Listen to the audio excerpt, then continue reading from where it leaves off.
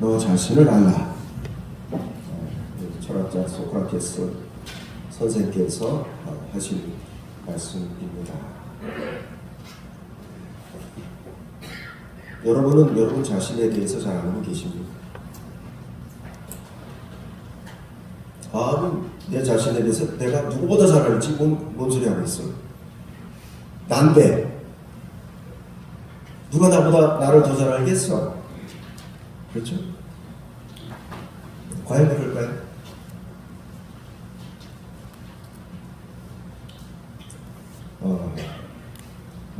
살다 보면 이런저런 실수도 하죠.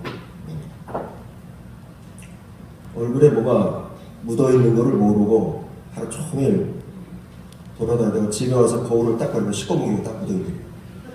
하루 종일 이러고 다니는 거예요. 이 맹구야, 뭐야, 맹구야. 여기 꼬무치를 딱 하고 다니는 거예요. 그걸 몰랐지. 사람들이 보면서 좀 웃긴 하지만 말해주지 못한 거예요. 또 주요 부위에 단추를 풀어놓은 채 열심히 돌아다니다가 나중에 친구가 아유 열렸네. 남대문이 열렸어. 그걸 모르고 열심히 돌아다닌 거죠.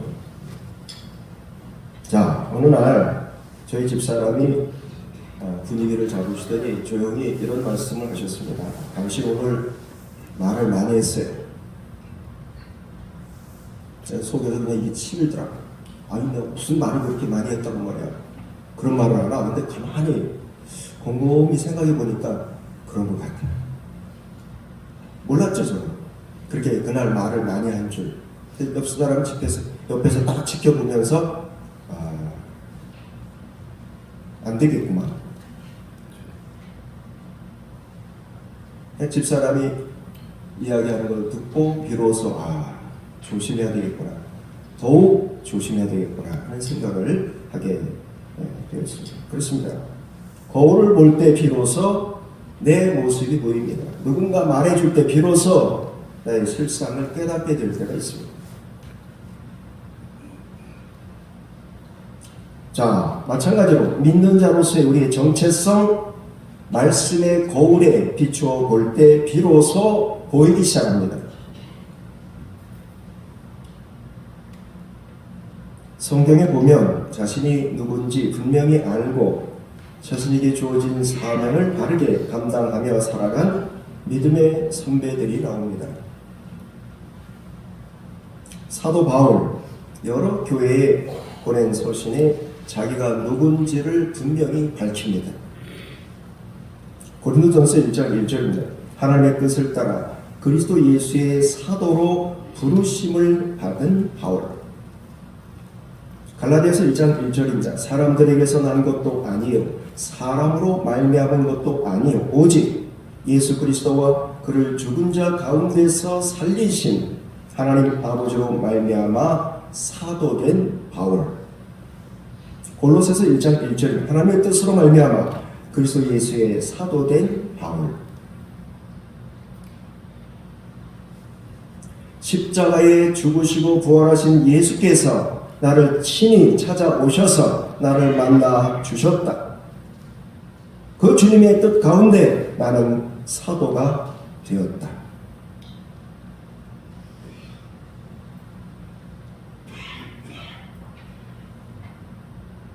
세례 요한을 보십시오. 그의 권세 있는 사역을 본 사람들이 당신 혹시 메시아 아닙니까? 질문합니다. 그가 뭐라고 말합니까? 나는 그리스도가 아닙니다. 나는 그분의 오실 길을 예비하는 사람일 뿐입니다. 분명한 정체성을 지니고 살았던 그는 주님 앞에서 자신이 어떻게 살아가야 할지를 분명히 알고 있었습니다. 나는 물로 세례를 주지만 메시아가 오시면 성령과 불로 세례를 주실 것이다. 그는 흥하여야 하겠고 나는 쇠하여야 하리라. 그는 성공해야 하겠고 나는 실패해야 할 것이다. 세례 요한과 사도 바울 두 사람 모두 하나님 앞에서 자신이 누군지 분명히 알고 있었기에 자신들이 가야 할 길을 흔들림 없이 갈 수 있었습니다. 자신들에게 주어진 사명을 치우침 없이 감당해 나갈 수 있었습니다. 그렇다면 저와 여러분, 하나님 앞에서 우리는 과연 어떤 존재입니까?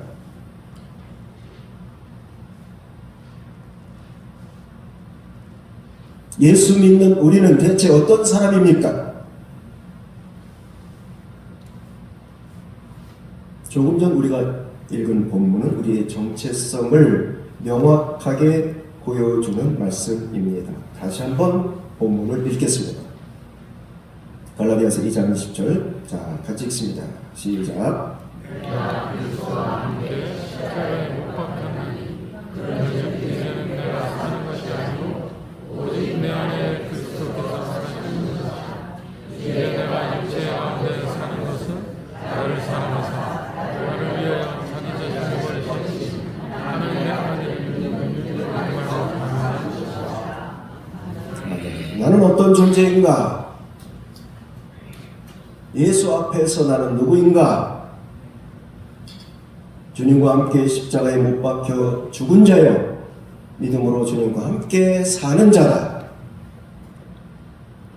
나는 죽고 예수로 사는 자다.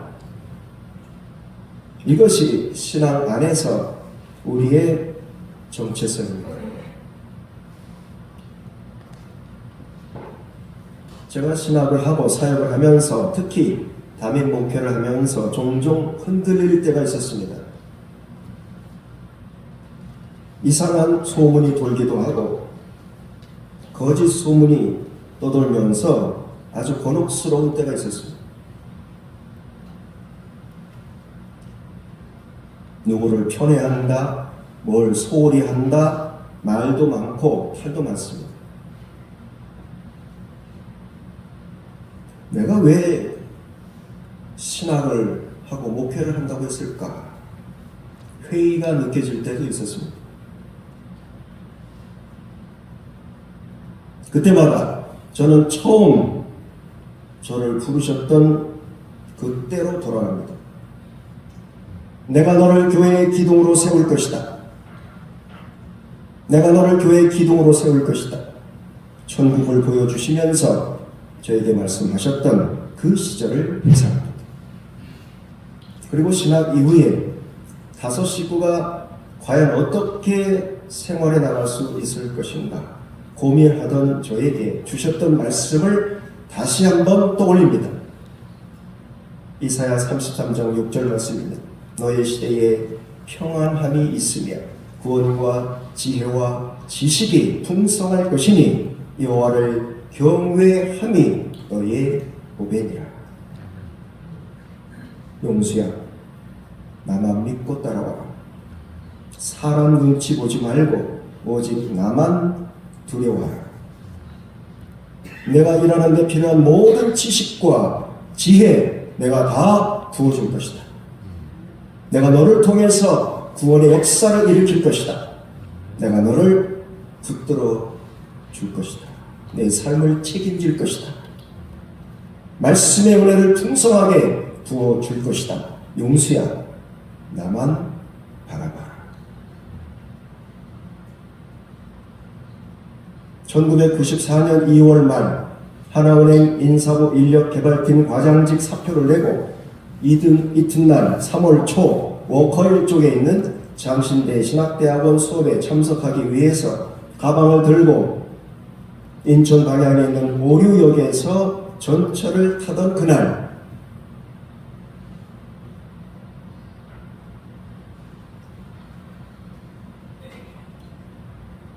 당시 푸시맨이 사람을 밀어 넣어야 겨우 탈 수 있었던 그 지옥철이라 불리던 지하철 문이 열리고 그야말로 제대로 서 있을 수조차 없을 만큼 꽉 들어찬 그 사람들을 보는 순간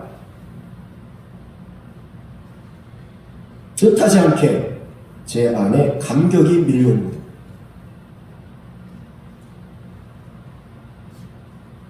형언할 수 없는 기쁨, 지하철 안에 있는 사람들 한 사람 한 사람을 사랑하는 마음이 물밀듯 솟구쳐 나옵니다. 주님 주신 마음이죠. 자연스럽게 여겨질 수 있었던 그런 상황임에도 한 사람 한 사람 얼굴이 그렇게 사랑스러울 수가 없습니다.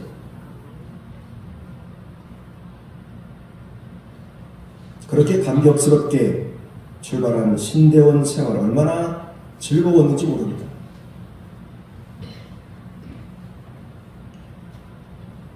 현실을 생각하면 돈 한 푼 벌어오지 못하는 가장, 아내와 세 아이를 책임져야 하는 그 얼마 안 되는 돈 까먹으면서 살아야 하는 그런 절박함에 어깨를 짓누르고 있었지만 하나님 주시는 평안과 기쁨으로 학업에 집중할 수 있었습니다.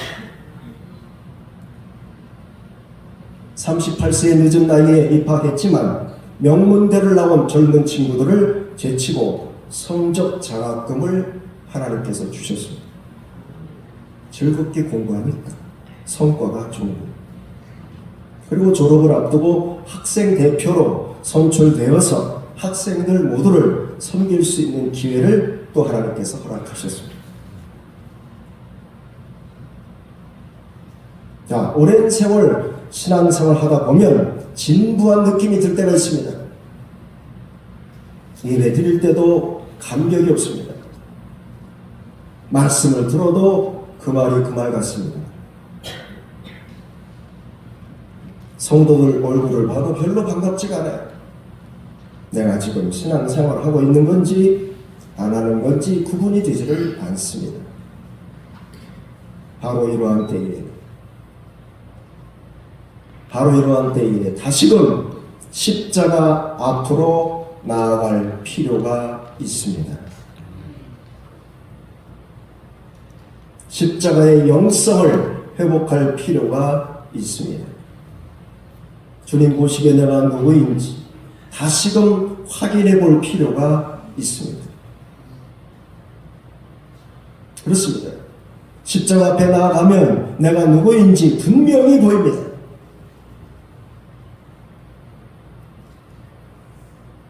십자가 앞에 서 나는 누구입니까? 나는 누구입니까? 나는 선을 행할 능력이 전혀 없는 완전히 타락한 죄인입니다. 건질 게 하나도 없는 완벽한 죄인. 바울의 고백입니다. 오라 나는 곤고한 사람이로다. 나는 형편없는 인간이다. 나는 불쌍한 인간. 나는 비참한 인간이로다. 이 사망의 몸에서 누가 나를 건져내랴.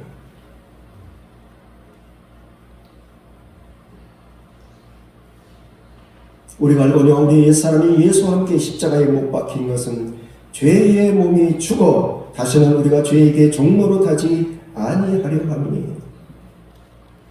주님과 함께 십자가에 못 박힌 사람, 주님과 함께 죽은 사람, 더 이상 죄에게 종로로 타지 않습니다. 죄의 몸이 죽었기 때문이죠. 욕심을 따라 살아가는 옛사람이 죽었기 때문이죠.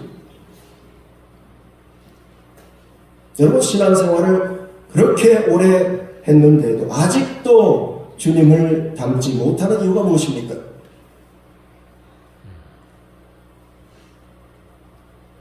십자가의 옛사람을 계속해서 못 박지 않았기 때문입니다. 바울이 고백합니다. 나는 날마다 죽노라. 나는 날마다 죽노라. 주여, 오늘 나를 십자가에 못 박아 주십시오. 이제 나는 죽고 예수 그리스도와 함께 살게 하옵소서. 내 생각, 내 욕심이 아니라, 내 자존심이 아니라, 내 체면이 아니라 예수의 생각, 예수의 마음으로 살게 하옵소서.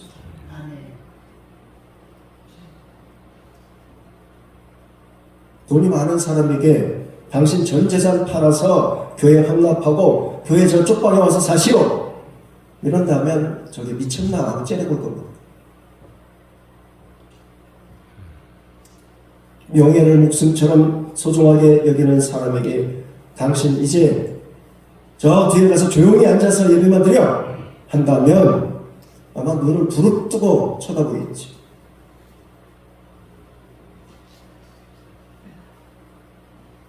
그러나 기억하십시오. 주님을 따르는 제자는 세상을 사랑하는, 욕심을 따라 살아가는 자신을 십자가에 못 박아야 합니다.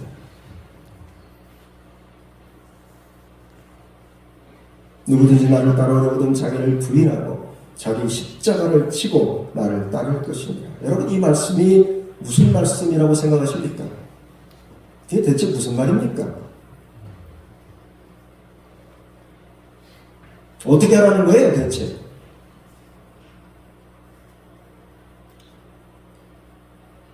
주님의 못 박힘은 우리의 구원을 위한 것이었지만 저와 여러분의 못 박힘은 죄의 행위를 죽이는 것입니다.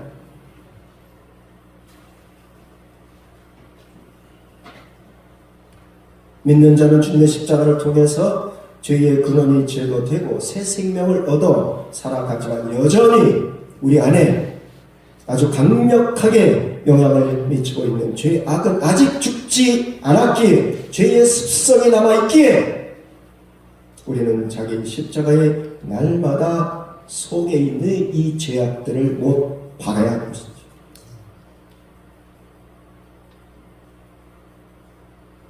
나는 날마다 죽노라. 평소에 죄인 줄 모르고 사용하는 말투, 습관, 더 나아가서 우리가 가진 신념, 내 눈에 흙이 들어가기 전에는 결코 안 돼! 이런 것들, 우리의 경험, 우리의 꿈, 우리의 가치관, 교회는 이래야 돼, 목사는 이래야 돼, 이런 소신,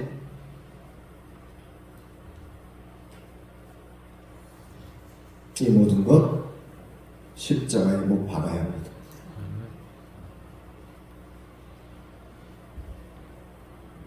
제가 미국에 있는 동안에 미국 교회에 출석을 했습니다. 한국 사람도 없거니와 한국 교회도 없습니다. 처음엔 이상했지. 새벽 기도회도 없어. 수요 기도회 물론 없어. 이것들은 뭐 이래가지고 신앙생활 어떻게 하나? 열심히 특심인 우리 한국 목사로서 너무나 형편없는 미국 교회, 저 같은 신앙생활을 하는 거야? 안 하는 거야? 그런데 성탄절이 되어서 방학을 하고 모두 집으로 돌아가는데 저는 비행기표 살 돈을 아끼기 위해서 함께 학교에 남아 있겠다고 하자 술렁거리시는 학생들이 술렁거리시는, 아니 크리스마스 때 가족을 만나야 되는데 저 목사님 여기 남아있겠대. 비행기표 살 돈이 없어서 그런가 봐. 우리가 모으자. 20명 정도 되는 학생들이 자기들도 아르바이트 해가지고 공부하는 주제에 돈을 모으기 시작한 거예요. 이것들이. 그 비행기표를 사줬습니다. 가야 됩니다. 목사님. 가서 가족과 함께 보내셔야 됩니다. 성탄절. 그래서 어쩔 수 없이 왔잖아요. 그들의 그 신앙을 우습게 여기던 저에게 하나님의 말씀하십니다. 종교 행위를 열심히 하는 것보다 훨씬 더 중요한 것은 말씀에 순종하는 것이다. 저들은 지금 서로 사랑하라는 말씀을 그대로 순종하고 있다. 뭐가 중요한가? 그렇습니다. 우리의 고정관념, 하나님과 관계없이, 말씀과 상관없이 우리가 가장 소중하게 여기는 그 모든 것, 신념, 우리의 자랑, 십자가에 못 박아야 됩니다. 때로는 하나님을 위해서 열심을 내는 것도 내려놔야 합니다. 목숨만큼 소중하게 여기는 자존심 내려놔야 합니다. 한마디로 우리에게 속한 모든 것을 내려놔야 합니다. 아니, 모든 거 다 내려놔? 그럼 난 뭐야? 죽으라는 거야? 맞습니다. 죽어야 합니다. 죽어야 합니다. 여러분, 제대로 죽어야 제대로 삽니다. 제대로 죽어야 제대로 삽니다.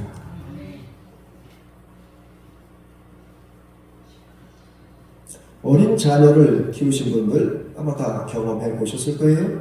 어린 자녀가 부서진 과자를 손에 꽉 쥐고 내놓지를 않아. 이걸 그냥 다 가루가 돼가지고 그냥 바닥에 떨어져. 더 좋은 거 주겠다. 이거 없어. 자, 혹시 우리가 지금 이 애처럼 살고 있는 것은 아닙니까? 주님이 좋은 거 주시려고 기다리고 계신데 안 놔!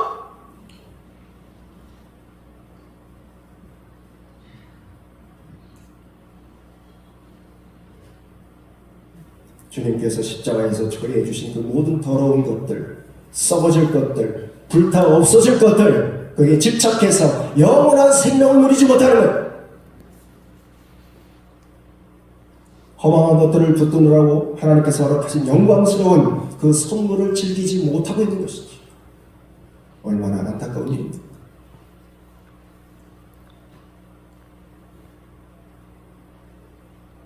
십자가의 역사는 죽음으로 끝나는 것이 아니라 부활과 영광으로 나아갑니다. 부활이 없다면 그리스도의 죽음은 아무 의미가 없죠. 그러므로 우리가 그의 죽으심과 합하여 세례를 받음으로 그와 함께 장사되었나니 이는 아버지의 영광으로 말미암아 그리스도를 죽은 자 가운데서 살리심과 같이 우리로 또한 새 생명 가운데서 행하게 하려 함이라. 그리스도와 함께 죽은 사람에게만 영광과 부활 생명이 부어진다는 사실, 여러분 잊지 마시기 바랍니다. 그리스도의 부활과 연합된 사랑 하나님께로부터 오는 참 생명을 가지고 살아가게 됩니다. 부활 생명으로 사는 사람만이 이 땅에서 예수 그리스도의 길을 걷게 되고 그의 성품을 갖게 되며 생명의 열매를 맺게 되는 것이죠.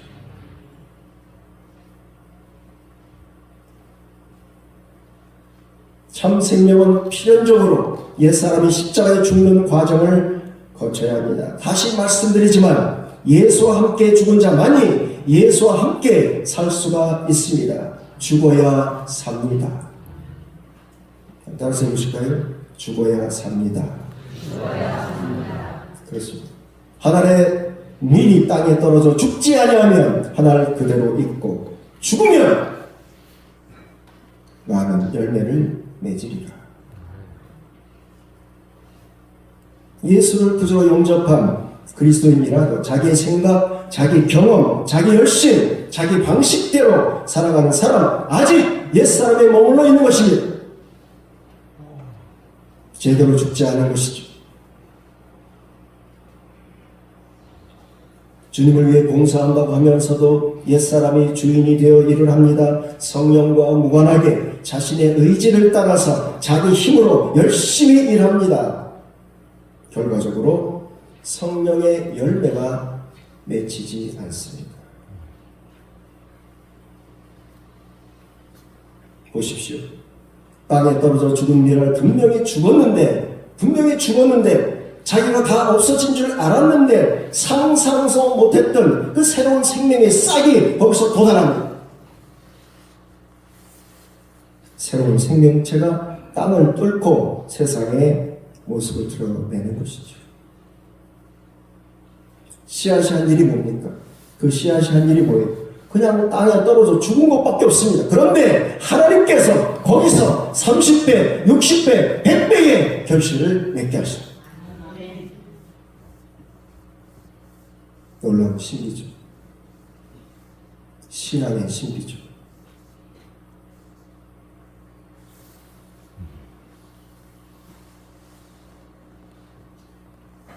현대인들은 자아 실현에 익숙합니다.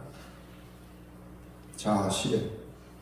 그렇죠? 자아를 추구하는 게 너무나 당연하지. You can do it. Just do it. 부추깁니다. 할 수 있어. 해봐.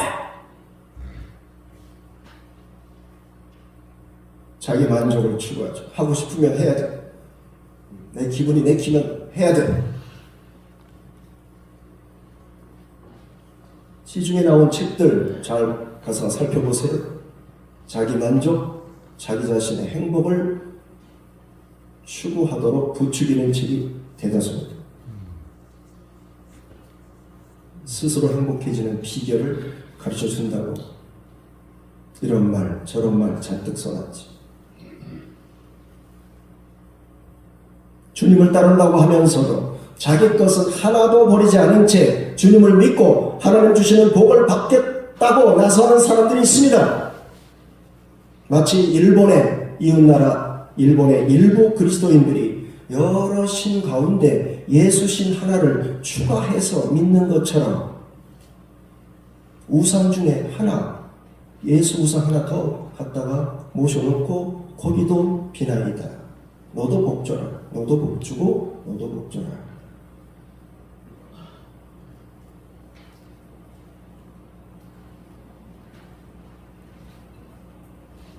근데 안타까운 것은 교회도 목사도 여기에 편승한다는 것이지.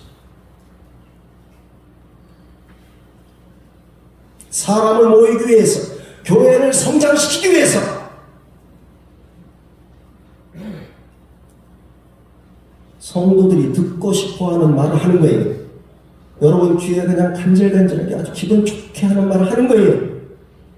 그래야 모이니까.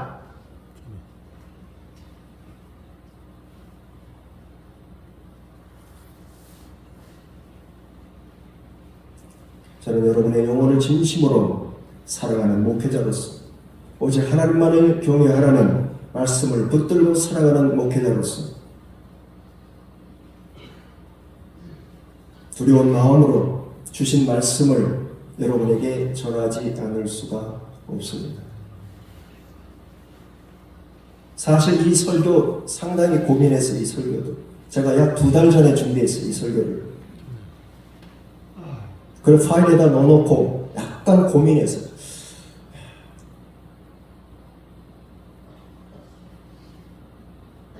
그러다가 오늘 드디어 마지막, 이제 더 이상 제가 여러분에게 설교할 기회가 없기에 이 말씀은 반드시 전해야 되겠다 하고 그 파일을 다시 꺼냈어요.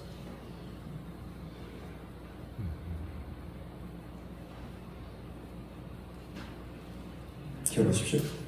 그리스도를 따른다는 것은 그리스도께서 걸으셨던 길, 그 길을 주님과 함께 걸어가는 것입니다. 주님께서 가신 길이 어떤 길입니까? 주님께서 어떤 길을 가셨습니까? 교회는 세상 사람 모두가 가는 넓은 길이 아니라 예수께서 가신 좁은 길, 그 길을 걸어가는 믿음의 공동체일 것이다.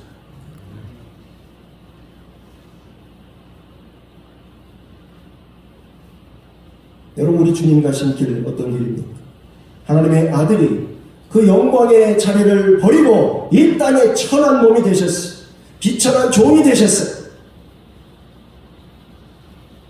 사람들이 꺼리는 죄인들을 돌아보시고 그들과 함께 죄인이 되셨어요. 당신도 죄인이 되셨어요. 사람들에게 천사는커녕 비웃음과 욕설을 들으셨어요.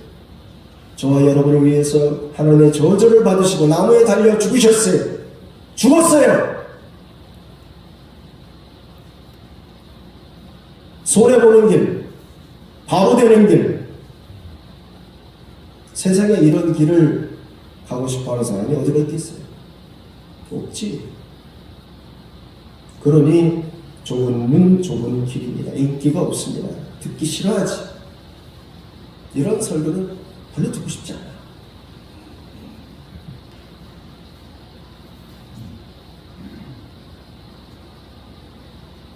평생 주님을 믿고 따르면서 가난한 환자들의 곁을 지킨 명의 중의 명의, 세상 부귀영화 뒤로한 채 병원 옥상 옥탑방에서 하나님 품에 안기신 장기려 박사, 제가 존경하는 박사님. 그분께서 이런 말씀을 하셨어요. 주변 사람들에게 바보라는 소리를 듣는다면 그분 인생 잘 사신 겁니다. 주변 사람들에게 바보라는 소리 듣는다면 그분 인생 잘 사신 겁니다.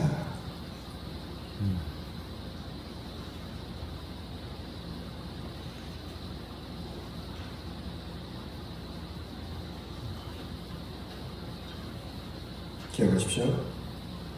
오직 주님을 자신의 구원자여 자기 삶의 주인으로 모신 사람만 주님 가신 십자가의 길을 갈 수가 있습니다. 주님을 믿고 의지하지 않고는 갈 수 없는 길이기에 그렇습니다. 주님께서 힘 주시지 않으면 도무지 갈 수 없는 길이기에 그렇습니다. 세상은 무슨 수를 써서라도 자기를 드러내고 자기 권리를 찾아야 한다고 말하지만 주님을 따르는 사람들은 주님처럼 스스로 권리를 포기합니다. 억지로 그렇게 하는 것이 아니라 주님의 마음으로 기꺼이 즐거운 마음으로 마땅히 누릴 수 있는 권리를 내려놓습니다.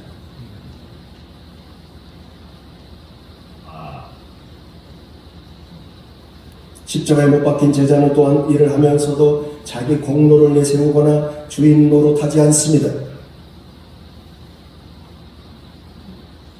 주님 외에는 주인이 없고 우리 모두는 주님을 머리로 하는 지체임을 알기 때문이죠.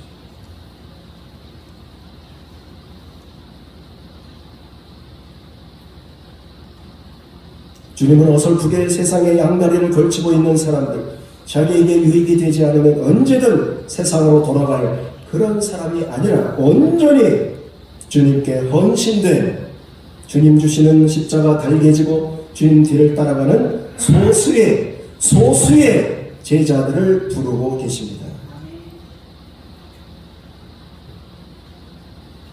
여러분 이왕 믿으시는 거 제대로 믿읍시다.